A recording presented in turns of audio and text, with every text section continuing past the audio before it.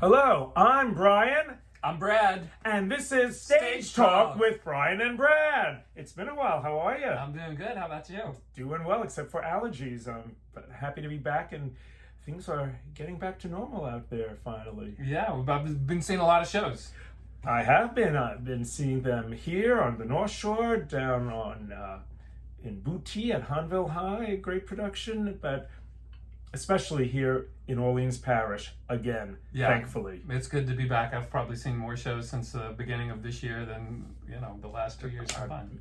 And there have been, and even more coming up, because a couple of them were postponed in February when Omicron reared its ugly head. That's right. But let's hope things continue and we can be back here on a regular basis. So That's right. What It's have good you to see seen lately? Likewise, what have you seen lately? Well, what we're here to talk about Yes. most recently, speaking of a show that was postponed and then, postponed again and then finally got up on the boards, For Whom the Southern Bell Tolls. By the Tennessee Williams Theater Company of New Orleans. And I think what a perfect show to come back with, because it made us laugh. It is. It's not a Tennessee Williams show, which is sort of Correct. out of character for this company.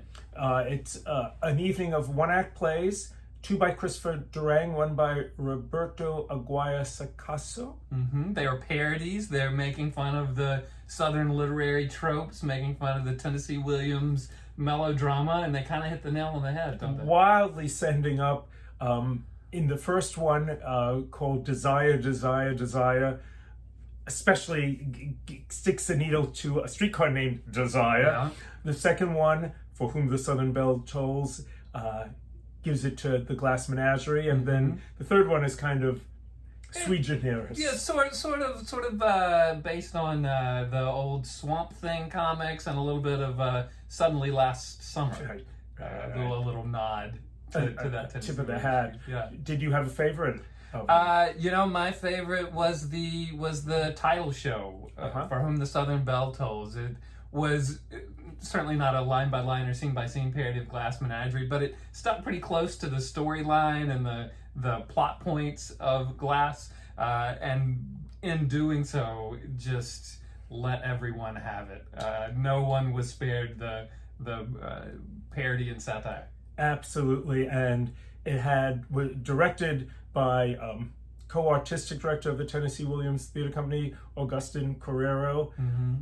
I think he's never been better. He's done excellent jobs with many of the Tennessee Williams plays, but who knew that he had such a great bent for getting every little detail out of all the comedy in the scripts. That's right, and in For Whom the Southern Bell Tolls, it's 4 characters, right? And so really fast-paced, really dynamic, and anchored by Tracy Collins, who is just amazing. Amazing, as here it's Amanda Wing Valley. That's right. And what I loved about her performance was it wasn't over the top in any way. It was, you could almost think she was really doing it, but she gives you a wink and a smile, and just even more so than, say, Carol Burnett parody. It was so artfully done. Yeah, the muttering and the eye rolling and those kinds of things. And conveying that she loves her children, although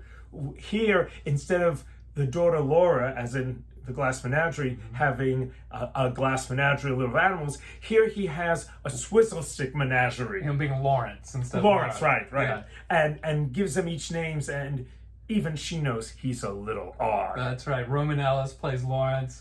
He's funny. Remind me a little bit of Pee Wee Herman almost. Oh, a little bit. A little quirky, a little Yeah. goofy. Matthew Rates, who we've seen in a number of productions from the Tennessee Williams Theater Company, plays Tom. Tom, who we know is not going out just to the movies, and by the end, you might be seeing him on Scruff or Grinder.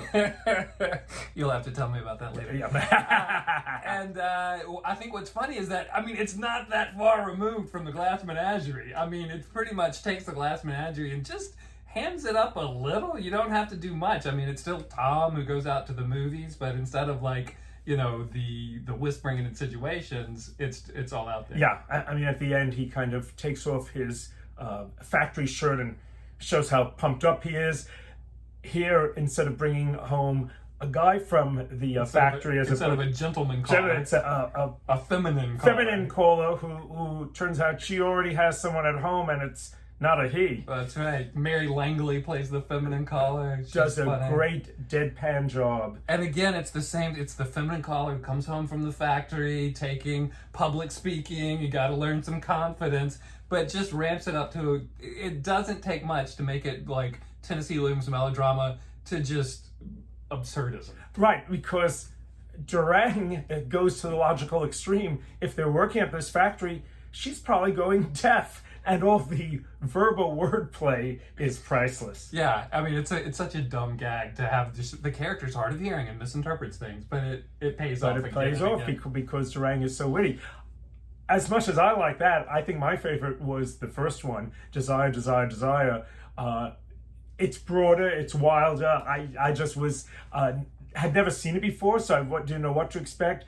I thought they did a great job, and especially the young actor playing the Blanche Dubois character, Breland Leon, who is a recent graduate of Loyola, who I had last seen when they did an outdoor production of Theatre for One, a series of brief monologues, where he was good, but nothing prepared me for this volcanic desire performance of something like, I don't even know what to compare it to, but it was so hysterical. Funny. The only reason I liked this From the Southern Belle Tells a little more is because it was awfully madcap, right? To the point, like, beyond sort of a theater show and almost into like sketch comedy, like just gag after gag after gag. We had Blanche, we had Stanley, we had two Maggies from Cat on the Hot Tin Roof stop by. We even have a tart from The Iceman Cometh. Talking about pipe dreams. Right. Yeah. I mean, Durang knows his theater. He knows his theater history. I think it's interesting that both of these plays were done originally in the mid-90s. And you can see that his references are to plays, and he sticks in comments about Glengarry Glen Ross and Night Mother, that I wonder how many people get the references nowadays. Sure. But it doesn't matter. Doesn't you don't have matter. To. And I think, maybe if you have a passing knowledge of Streetcar, Glass Menagerie, Cat on a Hot Tin Roof, but even then, it's probably pretty funny even if you don't really get it at that level. That said, if you're living in New Orleans, you really should have at least a passing familiarity with the Williams Big Three. Probably. Yeah. Hopefully, yes. Yeah, so Desire, Desire, Desire is so funny. Madcap, mile a minute, chaotic. But again, you were talking about Agustin Carrero and his directing job. Kept it all under control, really well choreographed, a lot of coming and going, very physical comedy. And fearless, because there are a number of times where, don't want to spoil it, but a can of beer is popped open, the content spilled, and nobody bats an eyelash. I think that I really admired that. For among other things, all I know is I don't remember the last time I laughed so hard in a theater. Yeah. It's 90 minutes long. It's 3 short pieces with just not even an intermission, just a quick set change. So the whole thing is really tight, really funny, and really engaging. We didn't talk about Swamp Gothic, the third one. I think we both agree that it was well done. It was short. The premise, kind of a you call it a one-note joke. I agree with that. Or a shaggy alligator tale. Shaggy alligator. There's a very funny alligator puppet. Yes. The costumes in Swamp Gothic are amazing. And Breland Leon comes back again in drag, a little more subdued, but just as knowing and comical, and another great creation. I look forward to seeing more of his work in the future. Yeah, good. Well, it's good to be back. It's great to see you. Likewise. And it's great to see all of you. Hope you'll enjoy. Hope you'll go see this show. You have one more weekend, and then there'll be a few more weekends of shows, and then Jazz Fest. So this is For Whom the Southern Belle Tolls. It's by the Tennessee Williams Theater Company of New Orleans. It's at the Lower Depths Theater at Loyola University, running through April 9th. Yes. Good.